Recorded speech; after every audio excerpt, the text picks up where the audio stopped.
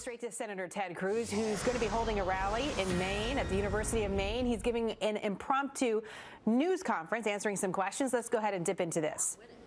And they don't understand. They picked who they want the nominee to be, and there's just one little detail: they can't actually get the votes from the people. In my view, a brokered convention ain't going to happen. And if the Washington deal makers tried to steal the nomination from the people, I think it would be a disaster. It would cause a revolt. Instead, the answer is real simple. We've got to win this nomination. 1,237 delegates is what it takes to be the Republican nominee. Now, if you look at where we are in delegates right now, fewer than 100 delegates separates Donald Trump and me. I am the only candidate that has the delegate count, that has the state wins, that is in a position to beat Donald Trump. And if you want to beat Donald, the way to do it is coming together behind this campaign. And that's what we're working hard to do. Is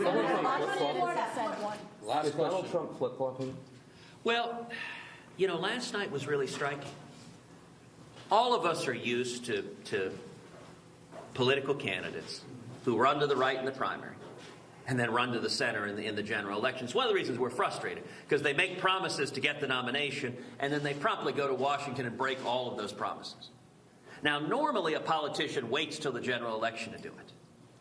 Last night, Donald Trump started galloping to the center before the primary is over. Donald Trump repeatedly emphasized flexibility, that he will be flexible on every principle, every issue. He will be flexible.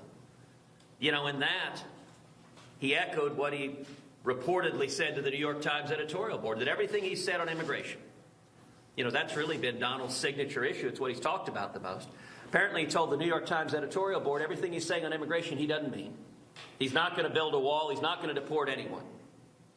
On the debate stage last night, he changed his views on H-1B visas. He said suddenly he's now for expanding H-1B visas to take away American jobs. And one of the more stunning moments of the debate last night was when he turned to Marco Rubio, and Donald Trump said, "Marco, I agree with you. The flexibility you showed negotiating with Democrats in the Gang of Eight amnesty bill." You want to talk about a stunning moment on the debate stage where Donald Trump is saying he agrees with Marco Rubio and the Democrats on the Gang of Eight amnesty bill, that's good flexibility. Well, on one level, that shouldn't be surprising, because Donald Trump funded the Gang of Eight. He funded, of the 8 members of the Gang of Eight, Donald gave contributions to 5 of them, over $50,000. But it was still stunning for a candidate who has pretended to be opposed to illegal immigration, for him to say it on that debate stage. And there was another moment that not many folks in the media picked up on, when Donald was asked about his foreign policy views. And he was said, "Who do you listen to on foreign policy?" The very first name out of his mouth was Richard Haass. Now, most Americans have no idea who that is, but the D.C. establishment does. Richard Haass is the president of the Council on Foreign Relations. Richard Haass is a lifelong liberal, is someone who has advised Hillary Clinton in the State Department. What does it say about you that Donald Trump and Hillary Clinton both listened to the same advisor? Look, on one level, it's not surprising. Remember, Donald Trump is someone who supported Jimmy Carter over Ronald Reagan. Donald Trump is someone who supported John Kerry over George W. Bush. Donald Trump is someone who contributed 4 times to the Hillary Clinton presidential campaign in 2008.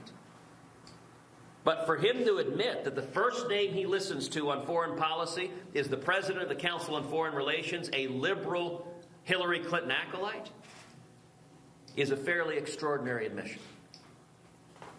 And I will say this, let me speak for a minute to the Donald Trump supporters. I get that people are angry. We're so frustrated. We're so furious because we've been lied to. We've been lied to over and over and over again. But Donald Trump embodies that Washington corruption that we are angry about. The answer to that corruption is not to go with someone who's been funding liberal Democrats for 4 decades, who's been enmeshed in that corruption. And it's worth underscoring, Donald is telling us he will betray us on everything he's campaigning on. When Donald Trump stood on that debate stage and said over and over again, "You got to be flexible, you got to be flexible." Flexible is Washington code word that he's going to stick it to the people. That's what Washington politicians say when they're being flexible. What it means is the rich and powerful are going to get taken care of, just like Donald Trump supported Obama's Wall Street bailout and Target. And the working men and women, flexibility means government is going to help the rich and powerful, and the working men and women are going to get left behind. And I'll tell you, here in Maine, I'm encouraged by the support we have on the ground. I'm encouraged by the support we have from conservatives. I'm encouraged by the support we have from libertarians. The liberty movement that believes passionately in the Constitution and Bill of Rights. I've spent my whole life fighting to defend the Constitution and the Bill of Rights. Donald Trump told everyone in the last 2 debates that when it comes to the Bill of Rights, when it comes to the Constitution, he will be flexible. He will negotiate. 2 debates ago, he lectured me, Ted, you got to be willing to negotiate and compromise with Harry Reid and Chuck Schumer on Supreme Court appointments.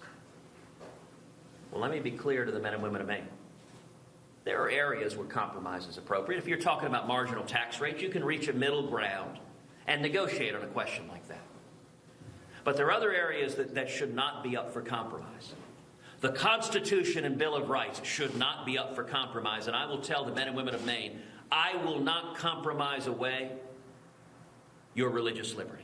I will not compromise away your Second Amendment right to keep and bear arms. The Constitution and Bill of Rights are not up for negotiation. And when Donald Trump tells you that he will cut a deal with Harry Reid and Chuck Schumer on Antonin Scalia's replacement, the inevitable conclusion of that deal will be that he would nominate a liberal activist to the court who would take away our free speech, take away our religious liberty, take away our right to keep and bear arms.